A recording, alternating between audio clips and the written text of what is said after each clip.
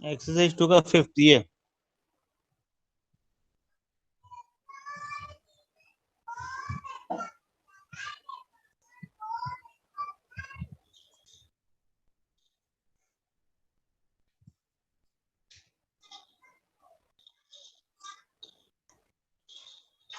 A chemist has one solution which is 50% acid and a second solution which is 25% acid. How much how much of each should be mixed to make 10 liter of 40% acid solution? ठीक है, equation बना के इसका तो direct formula बता दिया था ना आपको, एलिगेशन मिक्सचर का एक फॉर्मूला होता है, वो फॉर्मूला डायरेक्ट लगा सकते हैं आप लोग।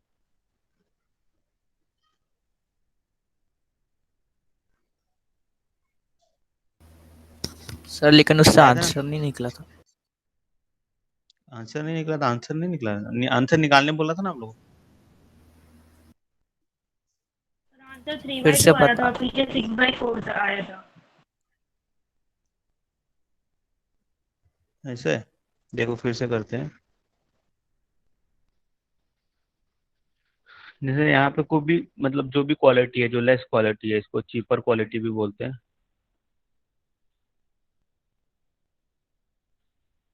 ठीक है। और यहाँ पर हायर क्वालिटी लिख लेते हैं। हमेशा दो क्वालिटी को मिलाएंगे तो दोनों के बीच का मिलेगा ना, तो यहाँ पर मीन क्वालिटी, ठीक है।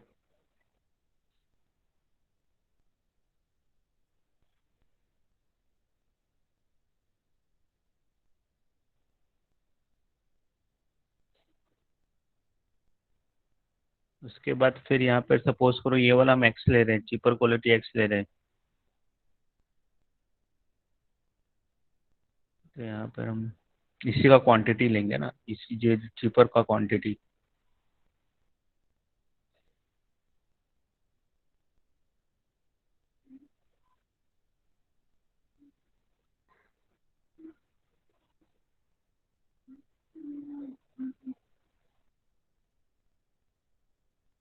और यहाँ पे हायर एलिमेंट क्वांटिटी,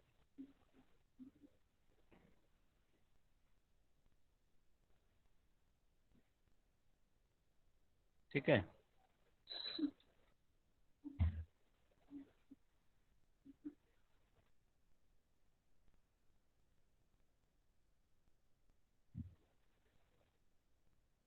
मतलब एक शॉर्टकट है, बाकी रेशियो या तो डायरेक्ट रेशियो में हम इसको याद कर सकते हैं।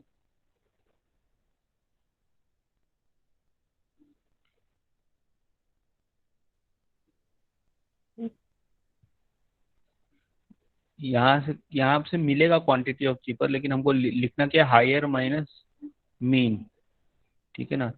तो ये सपोज करो एक्स है और मीन को एम ले लेते हैं, ये वाई है, तो यहाँ पे रहेगा एक्स माइनस, क्रॉस मल्टीप्लिकेशन ये रहा एक्स माइनस एम, और यहाँ पे रहेगा वाई माइनस एम,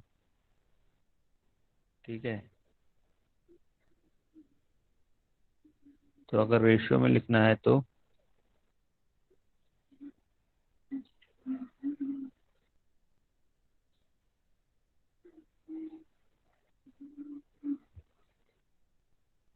मतलब ये इसके इक्वल ले लेंगे और ये इसके इक्वल ले लेंगे।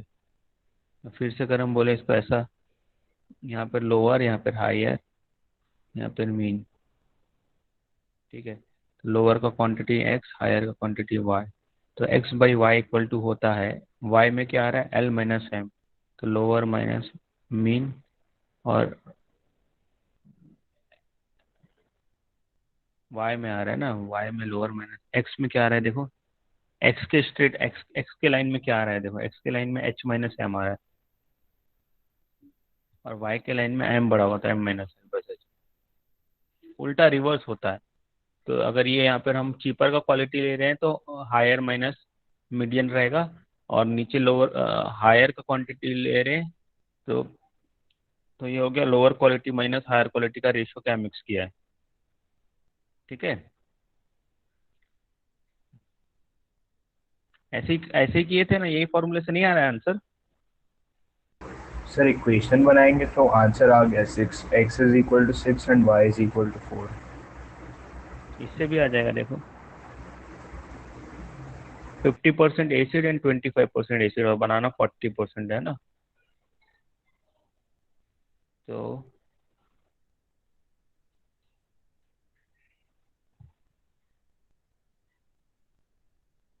ये बीच का हो गया ना, इसका क्वांटिटी x ले रहे हैं, तो ये हायर का क्वांटिटी हो गया, इसका क्वांटिटी y ले रहे हैं। तो x के स्ट्रेट लाइन में क्या आ रहा है, वो x के सामने आएगा, y के स्ट्रेट लाइन में जो आ रहा है वो y के सामने आएगा, तो x by y, but x इसका क्वांटिटी ये याद रखना है और y इसका क्वांटिटी ये याद रखना है, ठीक है ना बस। तो x by Y equal to आ जाएगा, कितना हो रहा है 50 माइनस 40, नहीं x के नीचे आ रहा है 40 माइनस 25 x के साथ, और y के साथ 50 माइनस 40।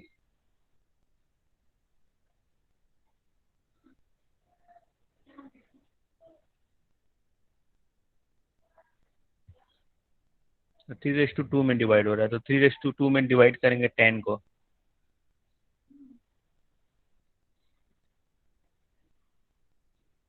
10 को 3:2 में डिवाइड करेंगे तो क्या आएगा,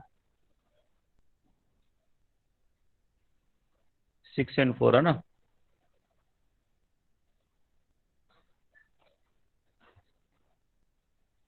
तो x मतलब 50% वाला हमको 6 चाहिए, 6 kg और 6 लीटर, और एंड 25% वाला 4 लीटर चाहिए, ठीक है, क्लियर है। सर 10 क्यों लेंगे?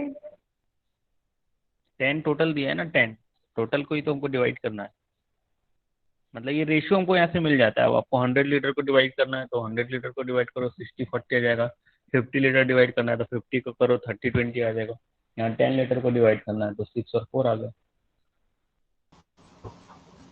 सर बोलो सर वो लास्ट स्टेप समझ में नहीं आया।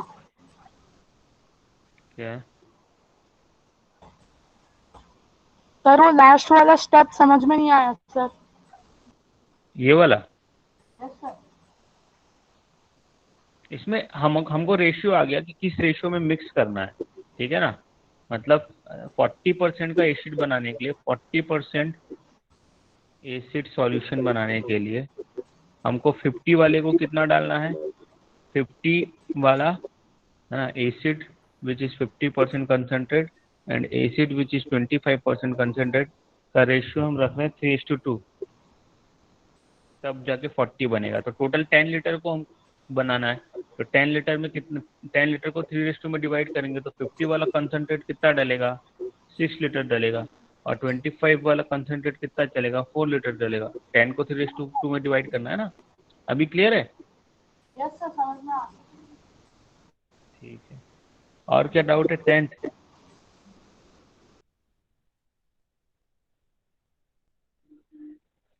अब बोट गोस, उससे पहले और कोई डाउट है 12th।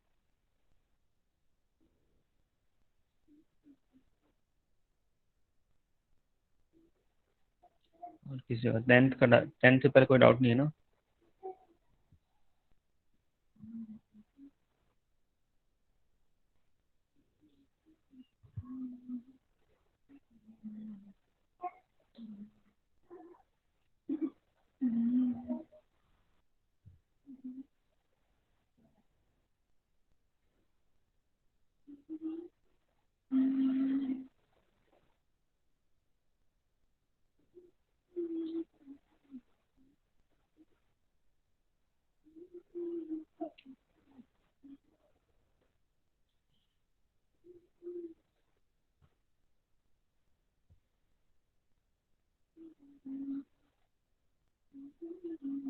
A boat goes 12 kilometer upstream and 40 kilometer downstream in 8 hours।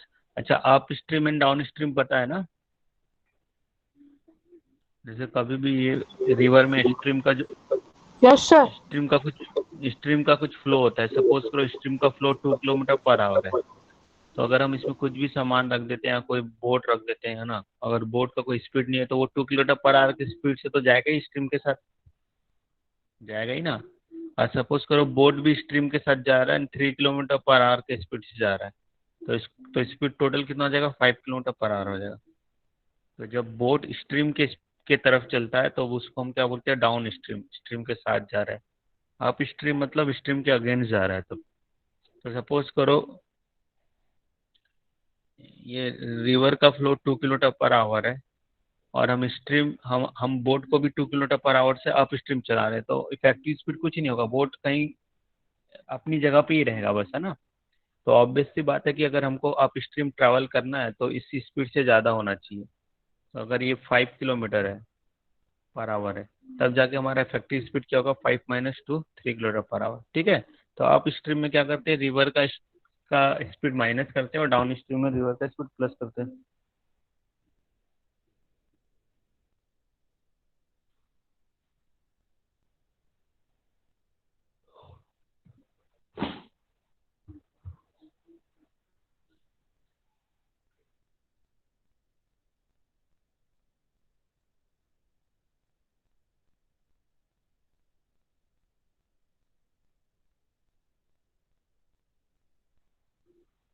ठीक है, अब बनाना चाहोगे कि मैं बताऊं?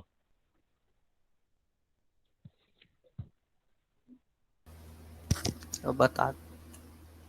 Boat goes 12 kilometre up stream, तो इसमें क्या पूछा, find the speed of the boat in still water and the speed of stream. तो, तो सबसे पहले हम एज्यूम कर लेते हैं, स्पीड ऑफ बोट जब भी लिखेंगे स्टिल वाटर की बात कर रहे हैं ना। स्ट्रीम, स्टिल वाटर मतलब स्ट्रीम का कोई फ्लो ही नहीं है, तो उसमें बोट चलेगा, उसकी खुद की स्पीड होगी।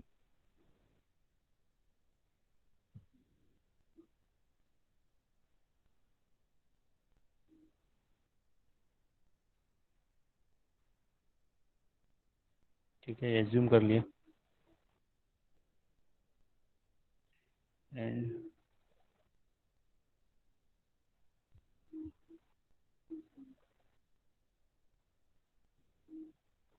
ठीक है, तो टोटल अब अगर हमको चाहिए अप स्ट्रीम स्पीड क्या होगी या डाउन स्ट्रीम स्पीड क्या होगी। x - y। हाँ, डाउन स्ट्रीम x+y।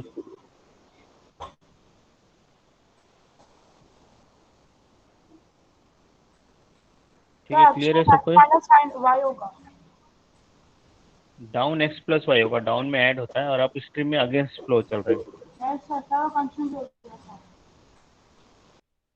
हैं। डाउन स्ट्रीम विथ में ऐड होता है, विथ फ्लो है, अप स्ट्रीम में अगेंस्ट फ्लो याद रखना, ठीक है। इसमें कंफ्यूजन नहीं होना चाहिए। अब 12 किलोमीटर अप स्ट्रीम जा रहा है एंड 40 किलोमीटर डाउन स्ट्रीम जा रहा है 8 आवर्स में, तो उसका इक्वेशन बन जाएगा 12 किलोमीटर अप स्ट्रीम, तो अप स्ट्रीम का स्पीड है x - y, तो इतना टाइम लगेगा 12 किलोमीटर चलने में, प्लस 40 किलोमीटर डाउन स्ट्रीम, तो 40 किलोमीटर चलने में कितना टाइम लगेगा, स्पीड के x+y है ना, डिस्टेंस अपॉन स्पीड, टाइम आ जाएगा, तो दोनों टाइम मिला के 8 आवर्स। एक इक्वेशन बन गया। दूसरा क्या बोल रहा है, it can go 16 kilometre stream and 32 kilometre down stream in the same time, तो वही 8 आवर्स में ही 16 किलोमीटर अप स्ट्रीम, 32 दोनों को इक्वेट ही कर सकते हैं हम। इसको और थोड़ा इजी लिखने के लिए हम ऐसा करते हैं, 1/x - y को u ले लिए, नहीं तो कोई जरूरत नहीं है, डायरेक्ट भी सॉल्व कर सकते हैं, 1/x+y को v ले लिए। हाँ, तो हम इसको लिख सकते हैं 12u + 40v, ये ऐसा हो जाएगा।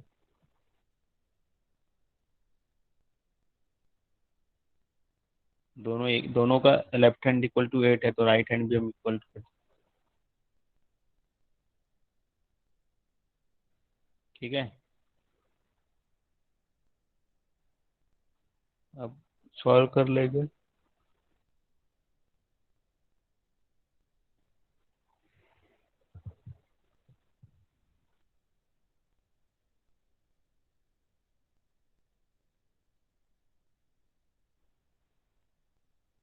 तो 4u की वैल्यू 8 भी रख देंगे किसी भी इक्वेशन में, दूसरे वाले इक्वेशन में रख देते, दूसरा इक्वेशन है 16u + 32v = 8, ऐसा है दूसरा वाला इक्वेशन ना, 16u, ये 16u + 32v = 8, तो यहाँ से 8 कॉमन ले लेंगे, तो या तो रख देते ना 4u की वैल्यू 8 भी है, डबल है, तो ये भी 32 भी हो जाएगा।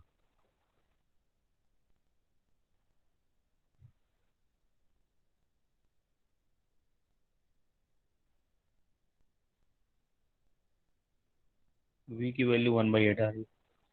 यहाँ पे रख देंगे v की वैल्यू 1/8, u की वैल्यू 1/4। ठीक है, ये वैल्यू निकाल लिए, फिर अब यहाँ पे रख दो तो सर हाँ बोलो। सर यू की वैल्यू सर टू टू भी आ रहा है सर। हाँ ठीक है सर ना, u की वैल्यू 2 भी, u की वैल्यू 2 भी तो है यहाँ। यहाँ पे u की जगह 2 भी रखेंगे तो 16 2 जा 32, 32 भी हो गया, 32 + 32 64 भी हो गया, है ना। तो 8/64 हो गया, तो 1/8 आ गया। v की वैल्यू 1/8 रखेंगे तो u की वैल्यू 1/4 आ रहा है। ठीक तो है।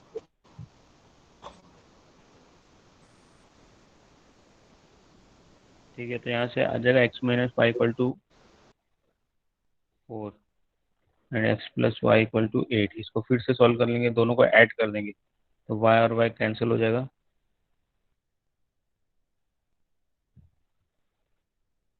ठीक है, x की वैल्यू कहीं पे भी रख दो 6, इसमें 6 रख दो, x की वैल्यू y कितना आ जाएगा 2 आ जाएगा। तो बोट की स्पीड है 6 किलोमीटर/आवर और स्ट्रीम 2 किलोमीटर/आवर। ठीक है, क्लियर है सबको?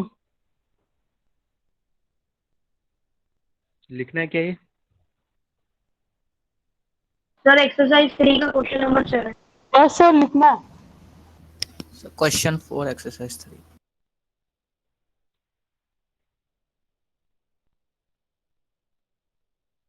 ठीक है, फटाफट लिखिए।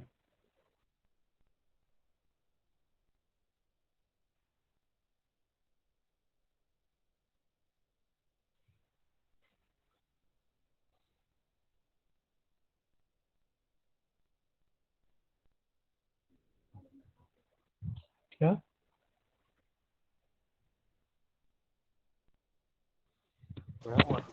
यस सर हो गया।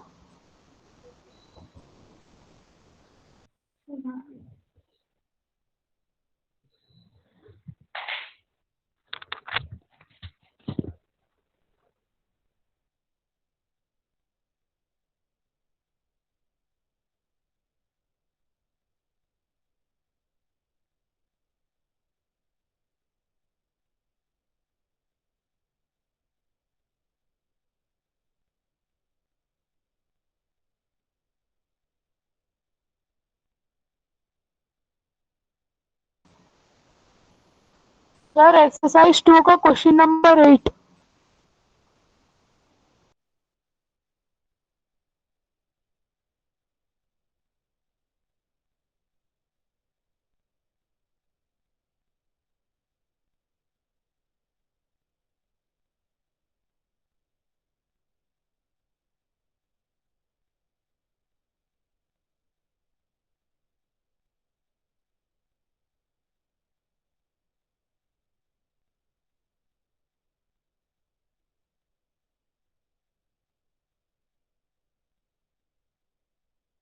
लिख लोगे तो बताना, ठीक है। सर लिख ली।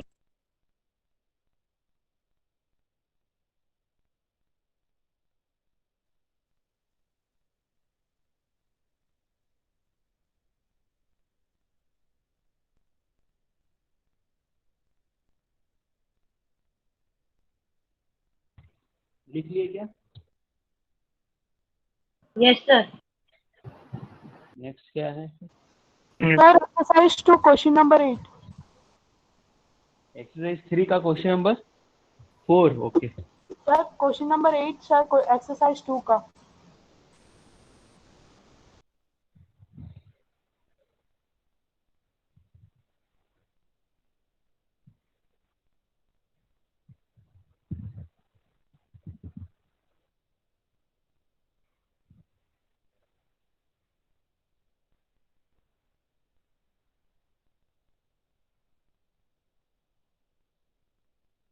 A part of monthly hotel charges in a college are fixed and the remaining depend on the number of days one has taken food in the mess. When a student,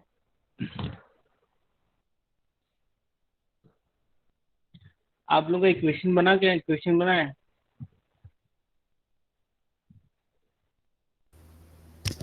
Sir, x plus 20y is equal to 1000 or x plus 26y is equal to 118. हाँ बस easy है। इसमें क्या है, एक तो fix charge है आपका होटल का, और एक पर डे के हिसाब से है। तो फिक्स चार्ज को आपने एक्स ले लिया, पर डे का चार्ज हमने वाई ले लिया। ठीक है। तो 20 डेज के फूड का चार्ज 1000 है, तो 20 डेज के फूड का चार्ज क्या हुआ, 20 × वाई, और फिक्स चार्ज एक्स। तो x plus 20 y equal to 1000 हो गया। Similarly x plus 26 y equal to 1180 हो गया। सॉल्व करना है, क्या दिक्कत है इसमें? सर बस में वो इक्वेशन बनाने में दिक्कत आ रहा था। अभी समझ में आ गया, हो जाएगा ना अब? हाँ यस सर। ठीक है, बस इसमें रीड करना है आपको। वर्ड प्रॉब्लम में तो लैंग्वेज ज़्यादा है, मैथ्स कम है। सर एक्सरसाइज 3 का क्वेश्चन नंबर 7। ठीक।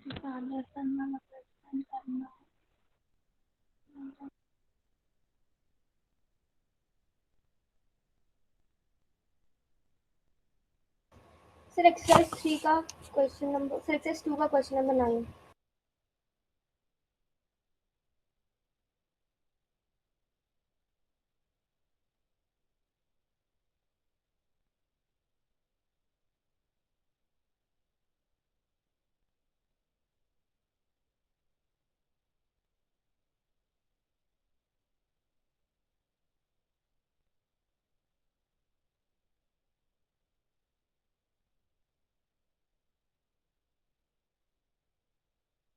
इक्वेशन कंसिस्टेंट कब होते हैं, क्या क्या हमने पढ़ा है कंसिस्टेंसी के लिए रूल? कंडीशन क्या है कंसिस्टेंसी का, जल्दी बताओ। Sir, A1 upon A2 is equal to B1 upon B2 is equal to C1 upon C2. C1/C2, बस यही करना है यहाँ पर, है ना? तो A1/A2 मतलब A/C, एंड B1/B2 तो जीरो है। C1/C2 क्या है, B/D। मतलब इसमें क्रॉस ऑप्शन मल्टीप्लाई देखना पड़ेगा ना, AD मतलब कंसिस्टेंट में तो। क्या, तो जैसे AD मतलब इक्वल टू ऑप्शन के हिसाब से BCA ऑप्शन आ जाएगा, ऑप्शन ए। मतलब वो नहीं, जैसे क्रॉस मतलब मल्टीप्लाई कंसिस्टेंट तो वो भी होता है ना, A1 A2 is not equal to B1 B2, तो इसमें ऑप्शन के हिसाब से देखना है ना। नहीं, कंसिस्ट मतलब A1 कंसिस्टेंसी मतलब क्या होता है?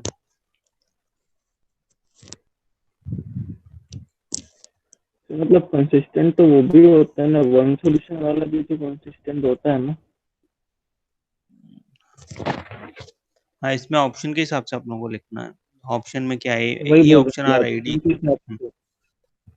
हाँ ठीक। मान लो नॉट इक्वल वाला नहीं है तो यही आएगा ना। हम्म। क्वेश्चन नंबर 5 भी बताना है क्या, कि बन जाएगा the no solution sir, of the question number system? 7। 7। Sir बन जाएगा। ठीक है। 7 में क्या, मॉड, दो इक्वेशन बनते हैं मॉड के।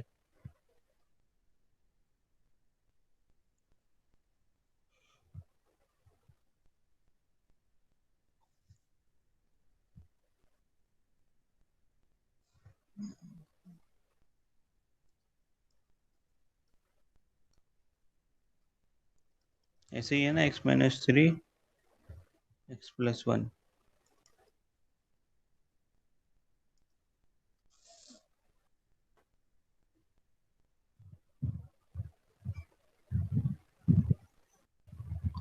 तो अगर x-3 को डिफाइन करेंगे तो हम कैसा लिख सकते हैं?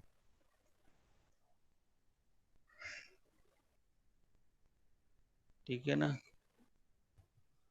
मतलब x-3 पॉजिटिव कब होगा, जब x greater than 3 होगा, और x-3 निगेटिव कब होगा, जब x<3 होगा। वैसे ही x+1 का 2 लिख सकते हैं।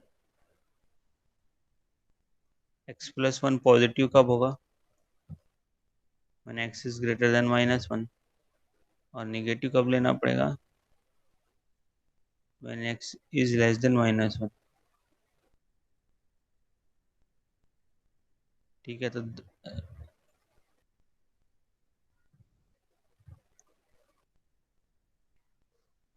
क्वेश्चन क्या बोला है?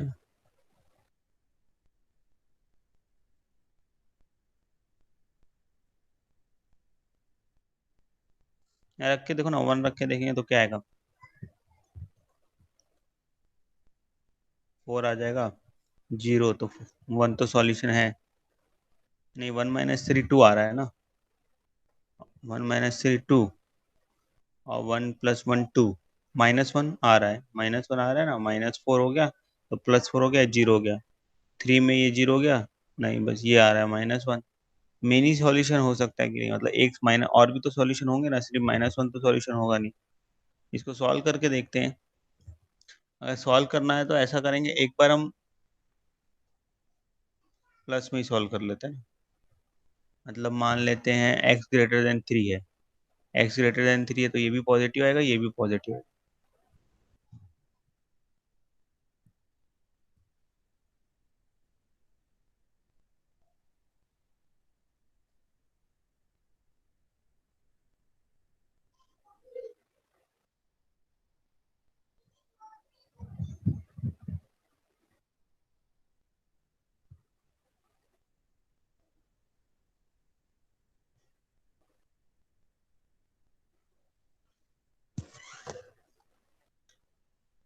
फाइव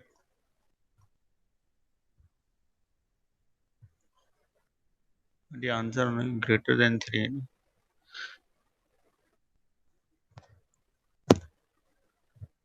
इसको पॉजिटिव तभी लिखेंगे जब x greater than 3 है।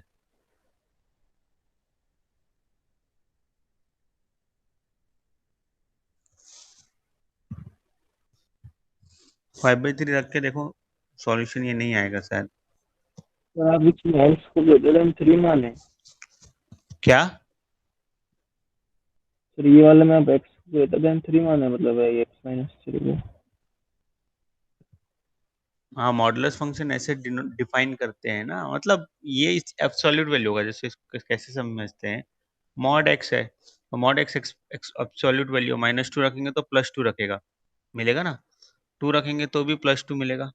तो इस चीज को हमको मॉड हटा के कैसे बताना है, अगर कोई बोलेगा चलो मॉड हटा के यही इसका रखो, मतलब डेफिनेशन नहीं चेंज होना है और मॉड हट जाना है, तो डेफिनेशन नहीं चेंज होना है तो हम बोलेंगे कि पॉजिटिव में पॉजिटिव वैल्यू मिलेगा, अगर x को +2 रखेंगे तो +2 मिलेगा, +3 रखेंगे तो +3 मिलेगा, +4 रखेंगे तो +4 मिलेगा। तो x कब लिख सकते हैं, जब x ग्रेटर देन 0, x को डायरेक्ट x लिख सकते हैं, लेकिन -2 रखेंगे तो x लिख देंगे तो क्या -2 का आंसर -2 नहीं होता है ना, +2 होता है, इसलिए इसके सामने -x लगा देते हैं, तो 2 बार माइनस आएगा, अब -2 रखोगे यहाँ पर तो प्लस मिलेगा, तो अब मॉड हटाएंगे तो ये दोनों लिखना पड़ेगा, समझ रहे हो, मतलब अभी हमारा डेफिनेशन चेंज नहीं हुआ लेकिन मॉड हट गया, तो मॉड हटा के 2 डेफिनेशन लेना पड़ेगा।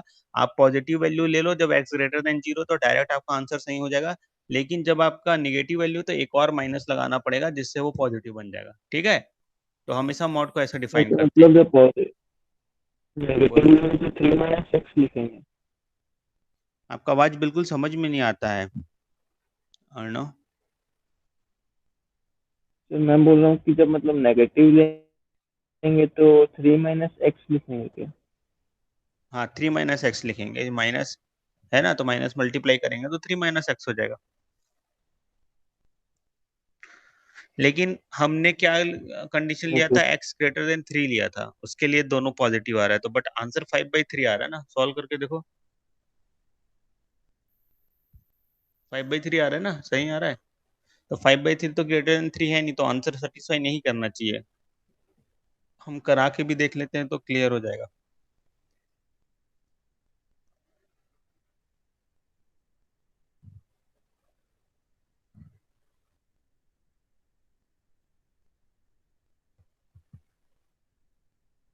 तो कितना आ रहा है 4/3, लेकिन +4/3 आ रहा है।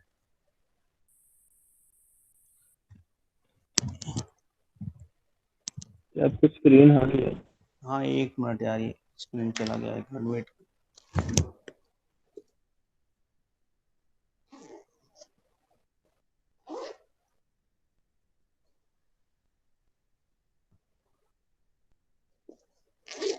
समझ में आया तो इसको सॉल्व करो एक बार, चलो मैं जब तक स्क्रीन ठीक कर रहा हूँ।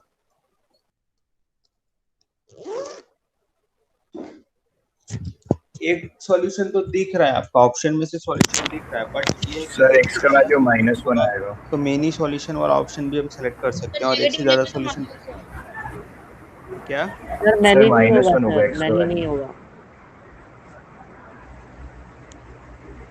तो वो बिना सॉल्व करे नहीं पता चलेगा ना, आपको सॉल्व करना पड़ेगा कि मेनी सॉल्यूशन है कि नहीं है। सर मैंने सॉल्व कर लिया, नहीं आ रहा है।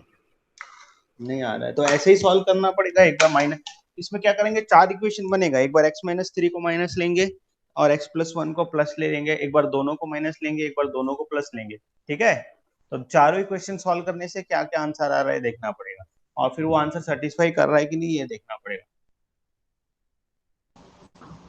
सर -1 नहीं आ रहा सर। क्या बोल रहे हो? पर ऑप्शन में 1 दिया हुआ है। सर ऑप्शन में क्या दिया हुआ -1 है? सेटिस्फाई नहीं हो रहा है। हो तो रहा है -1 सेटिस्फाई, रख के देखो।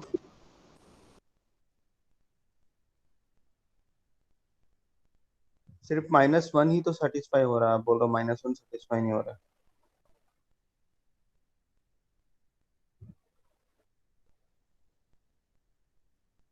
तो -1 सेटिस्फाई हो रहा है। हम्म,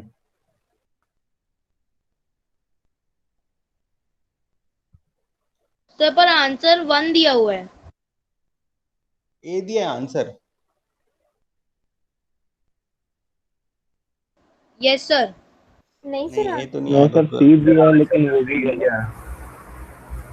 सी दिया है, 3 दिया लेकिन वो भी गलत ही है। आंसर सी दिया है। सी दिया है लेकिन क्या? सर वो भी गलत ही है, मतलब वो भी सेटिस्फाई नहीं कर रहा है। सर -1 ही होगा, वो सब प्रिंटिंग माइनस मिस्टेक। सी दिया है तो गलत क्यों है? -1 तो हो रहा है ना। सर ऑप्शन सी है 3। C3 मतलब C3 है, -1 B है। अच्छा, एक मिनट मैं देखता हूँ। -1 ही आंसर है जो भी है। -1 बी है ना, तो बी इज आंसर।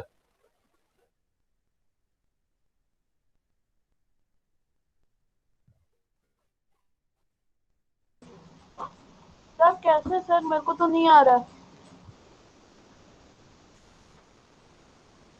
अब बस हम उसको क्या कर रहे हैं, सॉल्यूशन में रख के देखो ना।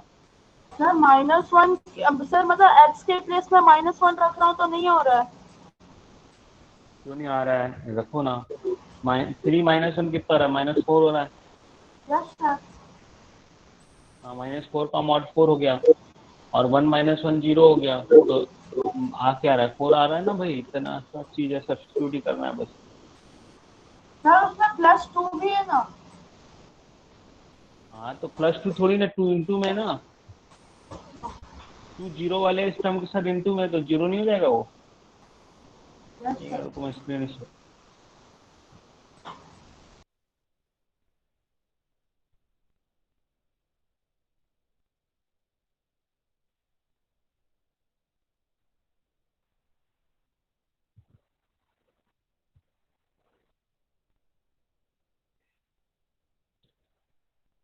देखो स्क्रीन आ रही है ना सबको?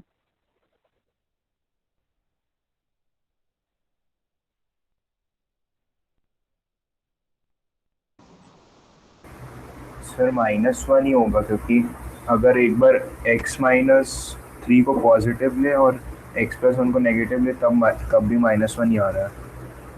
हाँ वैसे ही देखो, टोटल 4 इक्वेशन बनता है। अगर आप ये नहीं लिखना चाहो, ये वाला दिमाग नहीं लगाना चाहो, कोई दिक्कत नहीं है। टोटल 4 इक्वेशन आप ऐसा भी बना, बिना मॉड को डिफाइन करे आप बना सकते हैं। 4 इक्वेशन क्या बनेगा, एक बार इसको पॉजिटिव और इसको नेगेटिव ले लेते हैं।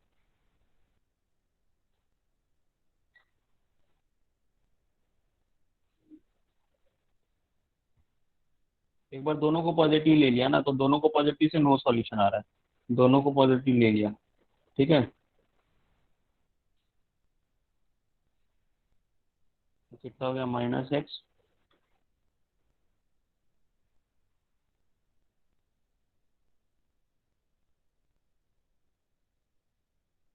ठीक है,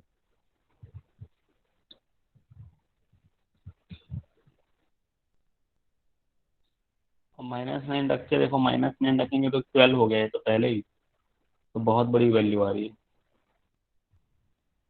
सर आता है।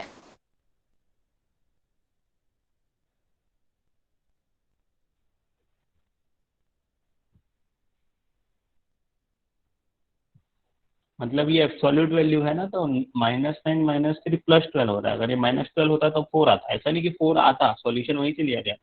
ठीक है,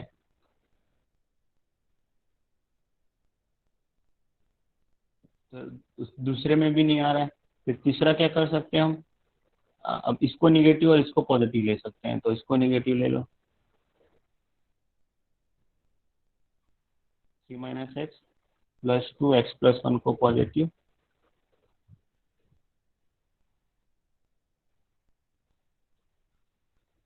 सॉल्व भी करना और कुछ नहीं, तो ये +x आ गया। 3 + 2 5 = 4, तो 4 - 5 -1, ये -1 सेटिस्फाई कर रहा है, तो ये आंसर हो जाएगा। अब दोनों को निगेटिव ले लेते हैं, तो दोनों को निगेटिव, 3 - x -2 x + 1 = 4 है ना।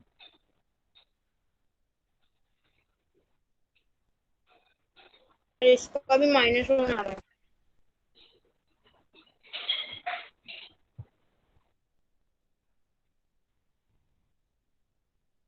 +1 हो गया, उधर जाके 3 आ जाएगा। ठीक है, तो x = -1, तो ये -1 सेटिस्फाई कर रहा है, तो आंसर -1 हो जाएगा। ठीक है,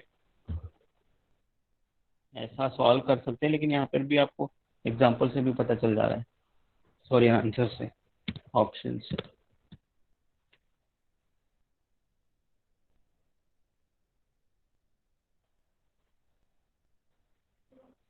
तो आंसर क्या है? -1। हाँ,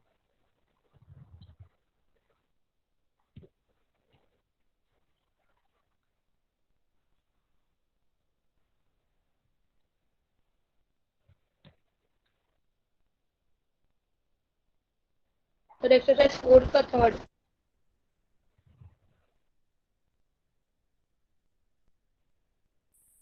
सर हम्म, वो स्क्रीन पर दिखाएंगे लास्ट वाला जो केस लिए थे, क्या लास्ट वाला? जिसमें लिख लिख जिसमें -1 आना था। लिखना है। हाँ, तो स्क्रीन फिर चला गया।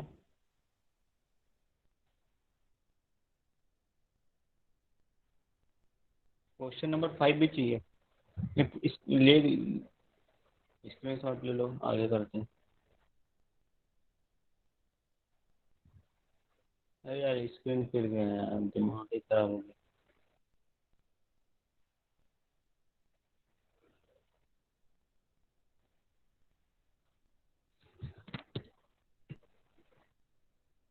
किस चीज की थकान?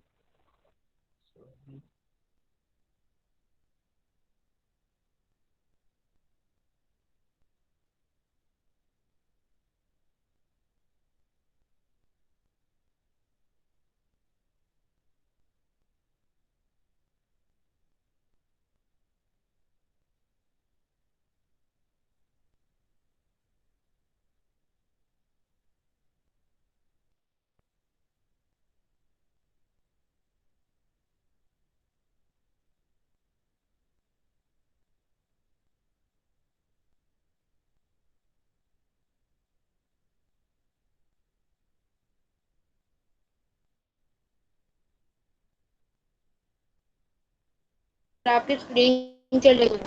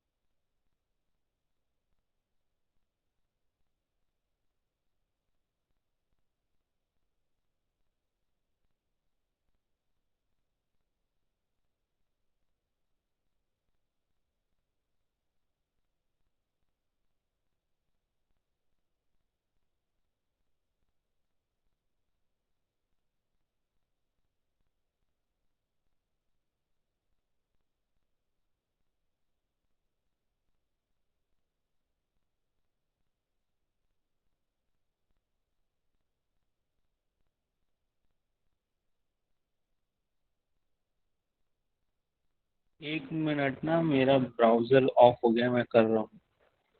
और क्या डाउट है बताओ। ये सर भी टेस्ट में क्या आएगा? कौन सा टेस्ट है? Monthly test? Sir monthly. Yes sir, monthly test में क्या आएगा? मान linear equation, linear equation. Okay sir. तो पॉलिनोमियल नहीं आएगा? अरे भाई अपना नहीं नहीं, क्वाड्रेटिक हो जाएगा तो क्वाड्रेटिक भी दे देंगे तब तक।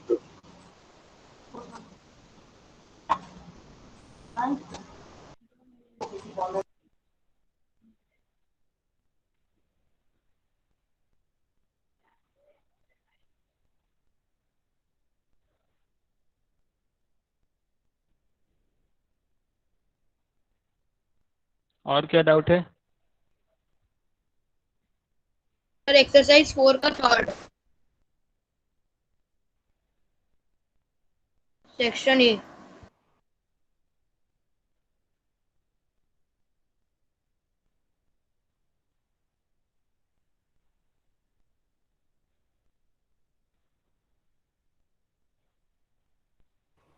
सर और फोर्थ और फिफ्थ भी।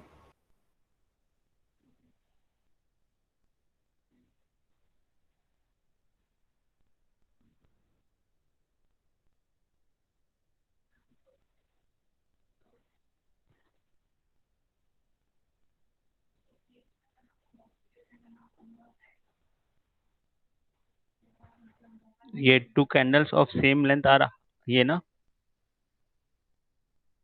Yes sir.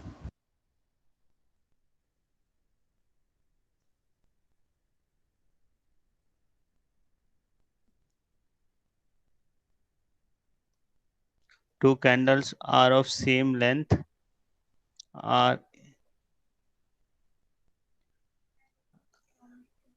lighted at the same time, मतलब लाइटेंड होना चाहिए ना।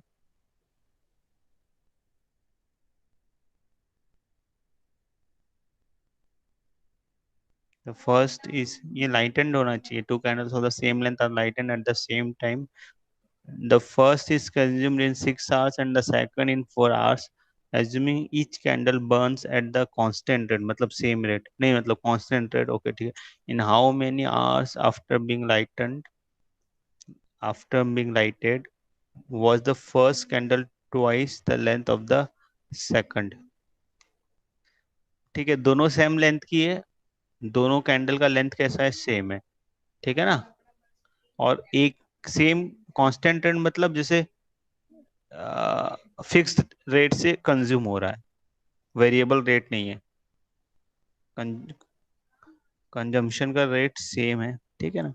इस टाइप के क्वेश्चन फिजिक्स में भी आते हैं ना।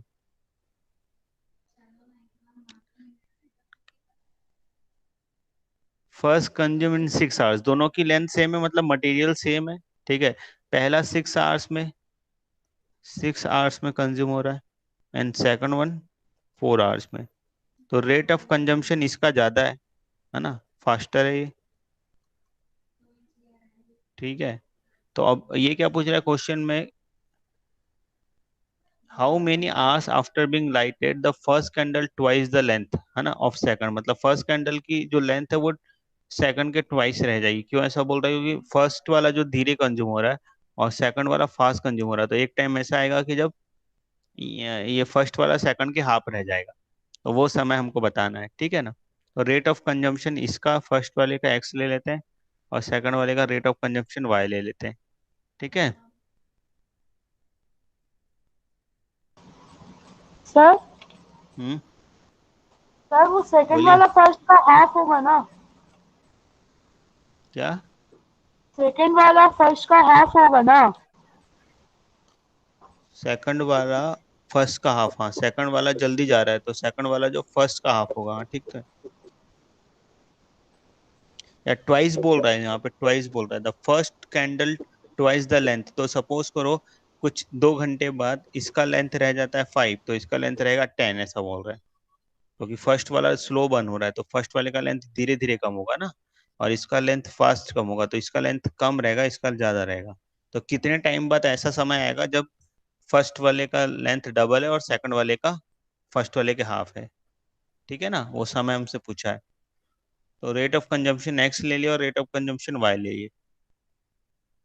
ठीक है, तो दोनों सेम ही है, मतलब दोनों का क्वांटिटी लेंथ तो सेम है।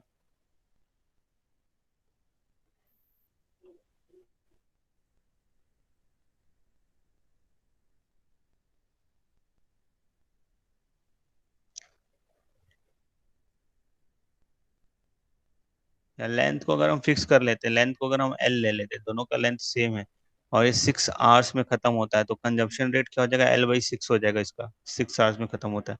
और इसका कंजम्पशन रेट L/4 हो जाएगा, ऐसा भी नहीं, तो x is equal to L/6 भी लिख सकते हैं और Y is equal to L/4 भी लिख सकते हैं, है ना। टोटल लेंथ L है, 6 घंटे में खत्म होता है तो L/6 हो गया।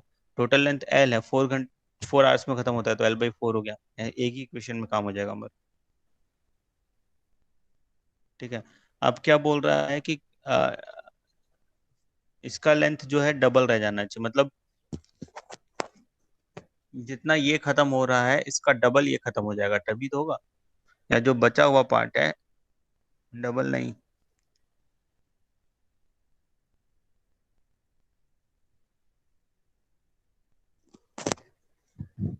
बचा हुआ पार्ट देखते ना, तो सपोज करो ये m बचा और ये n बचा है, एज पर इक्वेशन ये डबल बचा हुआ है, तो m इक्वल टू 2n हो गया, है ना। तो m को कंज्यूम होने में कितना टाइम लगेगा? सर वो n = 2m होगा। m छोटा तो वाला टू है ना, एम होगा ना। सेकंड है m n बड़ा है, n फर्स्ट वाला, n डबल होगा। सर n बड़ा है सर तो n = 2m होगा ना। सर। n बड़ा होगा, n इक्वल टू 2m, हाँ ठीक है, n बड़ा है ना। यस सर, n = 2m होगा। हम्म,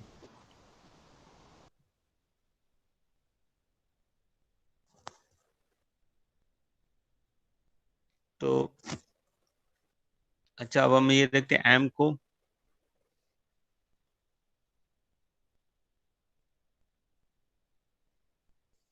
ये कितना कंज्यूम होगा तो हाफ बचेगा, हाफ बचेगा कैसे निकालेंगे हम, ऐसे ही निकाल लेते हैं चलो। तो m को कंज्यूम होने में कितना टाइम लगेगा?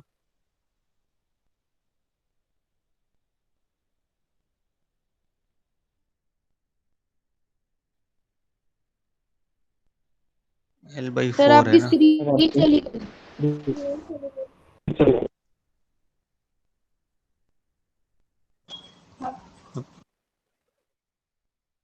अरे यार, ये मम्मी को फोन से कनेक्टेड होता है, बड़ा दिक्कत होता है।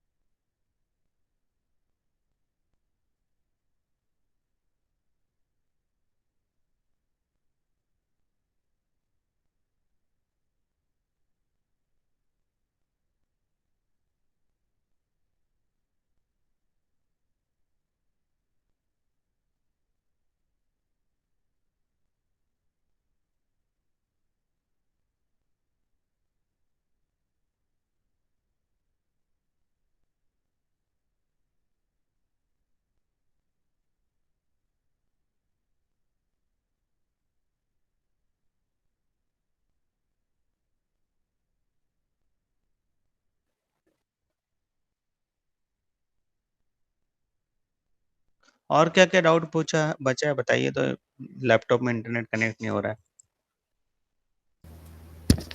So fifth, हाँ, बस यही सर ना, फोर्थ सिक्स। का फिफ्थ। और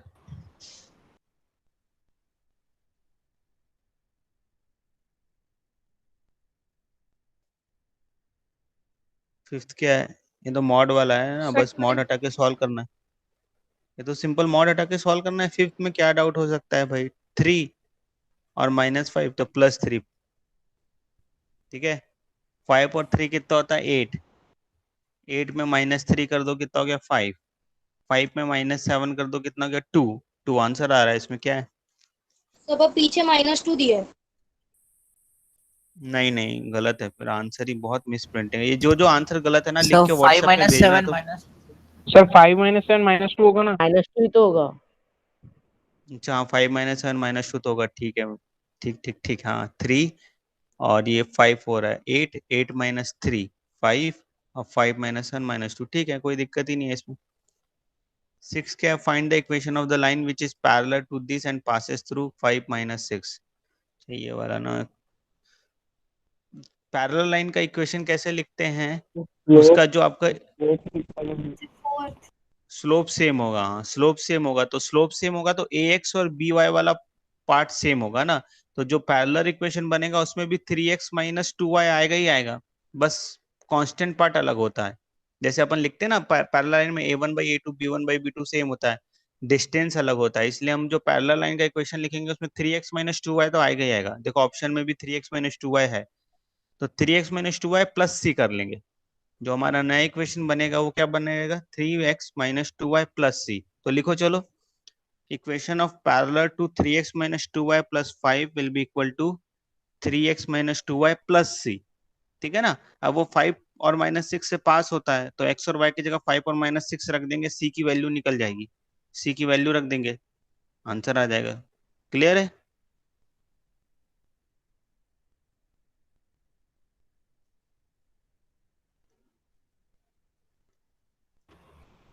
और कुछ?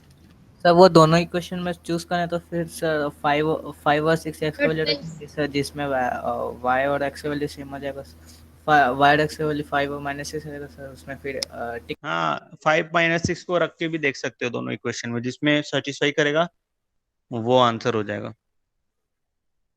sir, sir 12th 11। question. Sir fourth.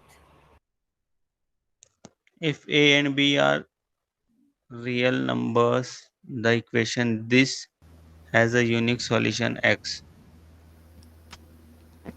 Sir 11th भी बता दें।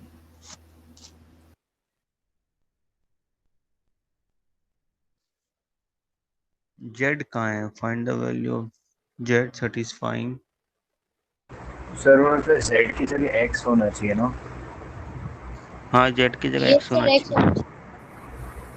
मॉड से सॉल्व करना सिखाया ही था ना, एक बार प्लस लेंगे एक बार माइनस लेंगे। Sir, minus 12th. वाला ठीक है, तो माइनस गलत आया था। माइनस माइनस वन और लेंगे तो 11। इनइक्वलिटी। हाँ माइनस जब लेंगे तब इनइक्वलिटी रिवर्स हो जाएगी। तो 2 आंसर आएगा, देख लेना कौन सा आएगा। इजी है ये। Sir, B. एक बार लिखेंगे 5x। कौन सा? बी आ रहा है, ठीक है। Sir, 12th. If a and b real numbers, the equation this has a unique solution x. Yeah.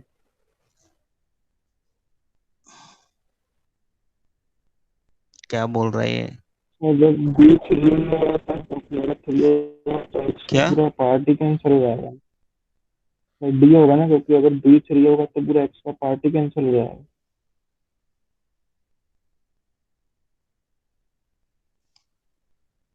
B3 होगा तो क्या? B3 नहीं होगा। हाँ B3 होगा तो कट जाएगा, तो सॉल्यूशन नहीं होगा। मतलब x की कोई ना कोई वैल्यू आना चाहिए इसमें, बोल रहा है ना। तो फॉर ऑल तो a and answer b, d a और होगा b ना। कोई। हाँ आंसर डी होगा।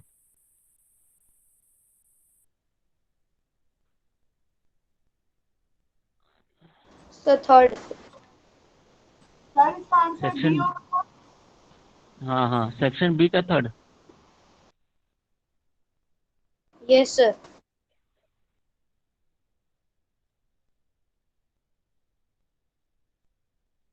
If u is between 0 and 1 but u equal to not 0 और 1, 0 नहीं है और 1 नहीं है, ठीक है ना। u पर तो और u का उनके बीच में वैल्यू है। डेसिमल में होगा ना?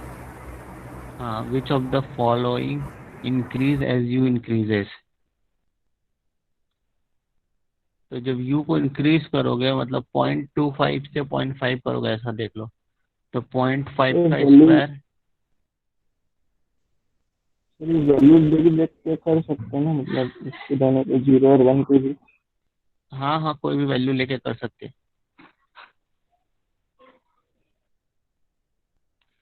u 1 से कम है तो u जैसे इंक्रीज होगा तो u-1 तो डिक्रीज होगा, है ना।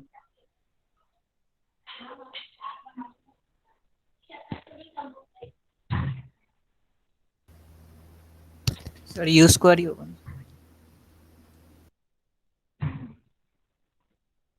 हाँ, u स्क्वायर इंक्रीज होगा। फिर बी भी होगा। सर u-1 भी तो इंक्रीज होगा ना। यस सर, वो भी होगा। सर 1/u² होगा सर।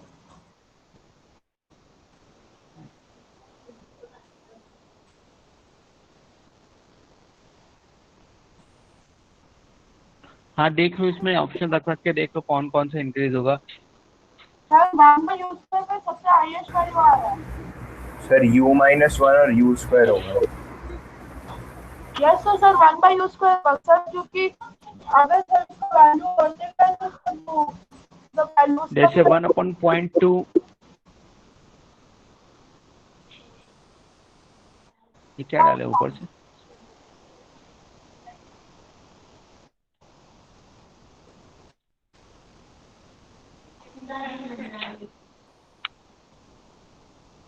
सर 1/u² होगा।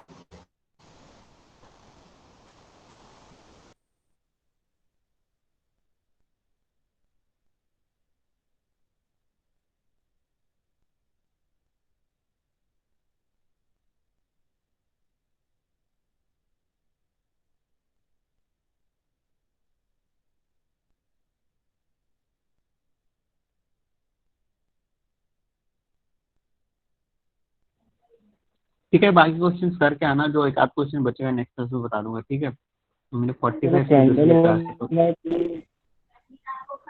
तो क्या बोल रहे हो अर्णव, आपकी आवाज क्लियर क्यों नहीं आती है। पता नहीं, अब आ रहा है क्या? हाँ बोलो। चलो कैंडल वाला का एक बार सॉल्यूशन मतलब बताएंगे कि अगले क्लास में? मैसेज करो, मैसेज। सर वो कैंडल वाले का आंसर। तो मतलब वो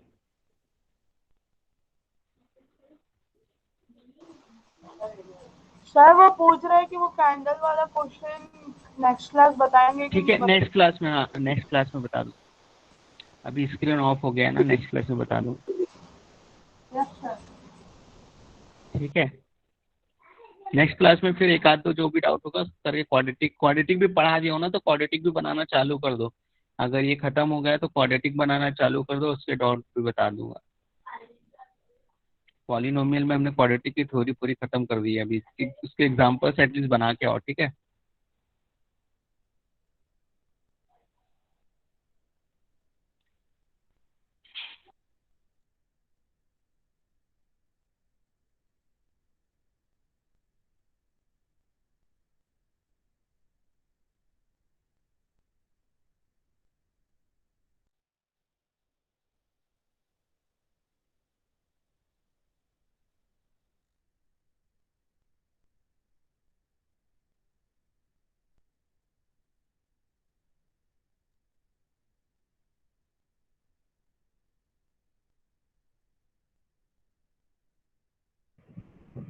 साकेब 5 बजे से क्लास है ना।